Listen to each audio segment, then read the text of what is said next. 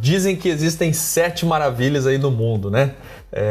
7 monumentos naturais que são presentes na humanidade. Muito bem, mas, né, já dizia Einstein, né? Os juros é a 8ª maravilha do mundo, né? Os juros compostos. Os juros compostos é a 8ª maravilha do mundo. Vamos ver se o Einstein estava certo ou não, né? E principalmente compreender aqui se os juros é de fato então um vilão ou ele é o nosso aliado, né? Então os juros, o que são eles, né? Então os juros eles representam a remuneração cobrada pelo credor mediante o empréstimo do dinheiro ao tomador. Muito bem. E aí, Blanco? Não entendi ainda. Tá bom. Então, pensa o seguinte. Eu te pedi dinheiro emprestado. Deixa eu ficar pro lado direito aqui. Eu te pedi dinheiro emprestado. Tá? Deixa eu passar aqui as outras frases. Aí, eu te pedi dinheiro emprestado. Então, os juros representam a remuneração cobrada pelo credor mediante o empréstimo do dinheiro ao tomador. Eu te pedi dinheiro emprestado. Então, quem sou eu? Eu sou o credor ou eu sou o tomador? Eu sou o tomador. Eu tomei o seu dinheiro, porque o dinheiro não é meu, o dinheiro é seu. Eu tomei ele emprestado e eu te prometi um juros, uma remuneração sobre o seu dinheiro, porque o dinheiro é seu. Eu preciso do seu dinheiro, você me emprestou e em contrapartida eu estou te remunerando por isso. Então se você me emprestou R$1, eu vou te devolver 50 centavos, 50% de juros, hipoteticamente aqui. Então eles podem ser o seu aliado quando você é um credor, quando você é a pessoa que faz o crédito. E aí são os nossos investimentos. Sempre dentro do mercado financeiro eu tenho o credor e eu tenho o tomador. Sempre.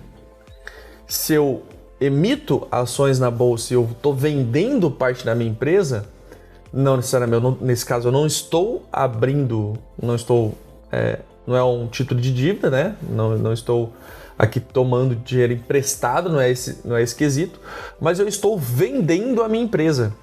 Então eu estou colocando o capital da minha empresa, né, à disposição do mercado e o mercado vai lá e compra esse capital. Então você agora se torna sócio da minha companhia.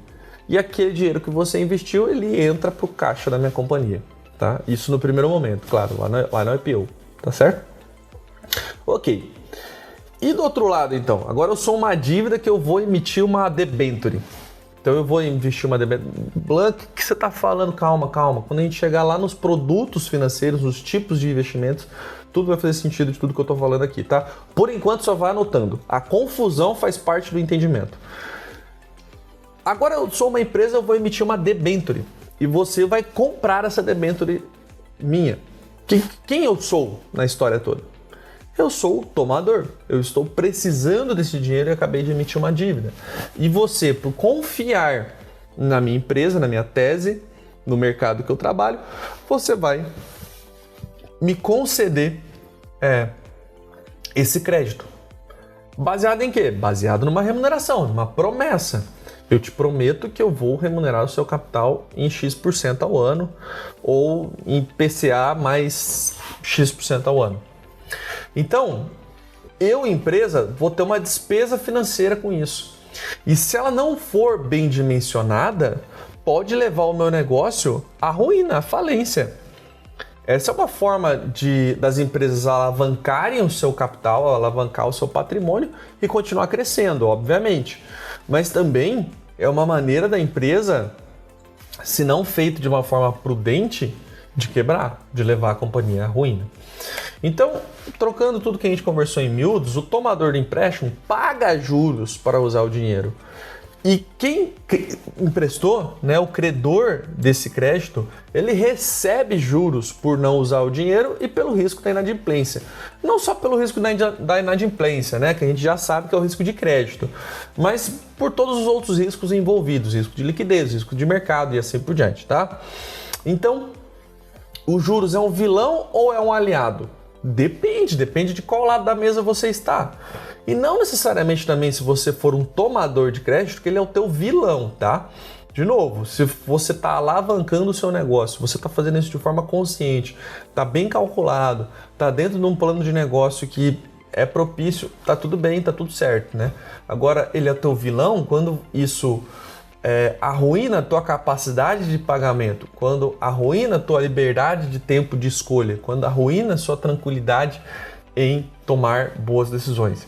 Então aí sim, os juros pode ser um vilão, porque você vai ficar refém desses juros por 10, 20, 30 anos, como é o caso de algum financiamento que você fez por impulso ou por desejo, tá certo? Bom, seguindo. E aí vamos entender agora a diferença de juros simples e composto, tá? A gente tem até uma conta aqui para fazer, inclusive essa é a continha aqui de juros simples e composto, né? Então, vamos lá, eu vou deixar só os slides na tela e vou sair daqui um pouquinho para te explicar. Então, veja bem, ó, acompanha o meu mouse aqui, ó, tô aqui nesse canto esquerdo. Então, o M é o montante. O montante vai ser igual ao quê? Ao capital, que o capital vai ser multiplicado pela taxa e pelo tempo. Então, a taxa e o tempo, eles não sobrepõem ao capital, né? Eles somam ao capital. Diferente dos juros compostos. Nos juros compostos, cada período ele é adicionado ao novo montante. Então, aqui a gente está falando de juros sobre juros. Os juros do período 2, ele também considera o período 1, o período 3 considera o período 1 e 2, o período 4 considera o período 1, 2, 3 e assim sucessivamente. Então, no juro simples, a palavra-chave é o juro é linear. Não é juros sobre juros, é juros sempre sobre o capital, não sobre a soma do capital mais os juros. Já nos juros compostos, isso ocorre de forma sobreposta. E veja um outro detalhe, aqui agora a gente tem o período potencializado, né? Então o N continua sendo o tempo, tá vendo aqui, ó? É igualzinho, ó, taxa, capital, é tudo igual, tá? Só que nos juros compostos, o tempo ele está de forma exponencial, tá certo? Então é isso que faz a grande diferença. E se a gente considerar então um capital de 10 mil reais aplicados, deixa eu tirar toda essa bagunceira que está aqui na nossa frente, então aqui pronto. Então se a gente considerar um capital de 10 mil reais, tá certo? A uma taxa de 0,6% ao mês, num prazo de 36 meses, qual é o reflexo, Blanco? Vamos lá. Então, primeiro a gente vai ver uma curva simples, tá? Então olha lá, ela é mais uma reta, né? Esses nossos 10 mil reais, ele vai se transformar em 12.600 reais ao longo desses 36 meses. Agora vamos ver a mesma taxa se ele for nos juros compostos. Então, mesmo período, mesma taxa, mesmo montante. Só que agora a gente tem 12.403 reais. O que dá pra gente aqui praticamente 300 reais a mais, né? Se a gente falar em termos percentuais, a gente vai estar falando de 12.403 dividido por 12.160. 12.403 dividido por 12.160. 1 menos vezes. Então eu tenho 2% a mais de rentabilidade. É isso? 160 aqui vezes 1,2. Fiz 20. É 12.160 vezes. Certo? Tá? Então eu tenho 2% a mais de rentabilidade só por causa que mudou os juros. Tá bom? Daqui para cá. Daqui para cá. Mesmo prazo, mesmo montante, mesmo tudo. Tá? Agora, vamos adicionar, ao invés de 0,6% ao mês, que seja 0,9% ao mês, tá? As cores aqui não importam muito, tá? É só para dar um contraste no nosso slide. Né? Então a gente está falando agora de 13.800 reais. Então, de novo, né? Se a gente pegar aqui na nossa continha, 13.800 reais, então 13.806 dividido por 12.403, tira 1, vezes 100. A gente já está falando agora de 11,3% a mais de rentabilidade, tá certo? E se for 1,2% ao mês, veja que a gente não mudou montante, não está mudando o montante, a gente só está aumentando, agora é o dobro de taxa, tá? Antes era 0,6, agora é 1,2, então o dobro de taxa mensal. Então a gente está falando com o mesmo capital de R$ 15.300. Então, o que a gente tem aqui de diferente? Ó? Antes eu tinha R$ 12.403 e eu investi 10, certo? Então eu tive R$ 2.400 de remuneração. Agora eu tenho R$ 5.000 de remuneração, 5.363. Contra 2.403, eu tenho 2 vezes 2.2, né? 2,2, 2 vezes mais resultado, rentabilidade, só por conta que a gente melhorou a nossa taxa ao longo do tempo. No final eu quero te fazer um exercício aqui, tá? Quero te provocar um exercício. E olha aqui o efeito dessa curva. Então veja bem, uma aplicação de apenas R$ 1.000 sobre uma taxa anual de 10%, média do CDI da última década, em 70 anos se transformará em impressionantes R$ 789 mil. Pode fazer a conta aí se você quiser. Então você pega R$ 1.000, coloca uma taxa média de 10% ao ano de remuneração e faz isso por 70 anos. Então a gente vai chegar, vamos sair, deixa eu colocar só os slides. No primeiro ano aqui a gente está falando de R$ 2.600. Depois, com 10 anos, né? 10 anos, R$ 2.600. Aí você fala assim, esse negócio de investimento não funciona. Depois de 20 anos, 6.700 vira... Depois de 20 anos, esses R$ 1.000 se tornou 6.700. Você fala, fiz coisa errada mesmo. 40 anos da sua vida passou, já tem um carro popular aqui, você fala 45 mil, você fala, poxa, mas 40 anos, né? Demorou 40 anos. Aquele 45 mil, 10 anos depois, se torna 117 mil. Depois ele se torna 304 mil reais, 10 anos depois. E outros 10 anos depois, ele se torna 789 mil reais. Lembra que você colocou 1.000, só 1.000. Tá? Apenas R$ 1.000. Não colocou mais nada. R$ 1.000.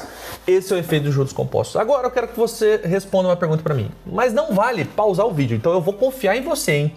Vou confiar em você. Presta atenção aqui no que eu vou te perguntar. Vou até já abrir aqui o Excel para te fazer essa pergunta, tá? O que você prefere? O que você prefere? Você tem a opção de ganhar agora R$ 1 milhão. Então eu te dou agora R$ 1 milhão.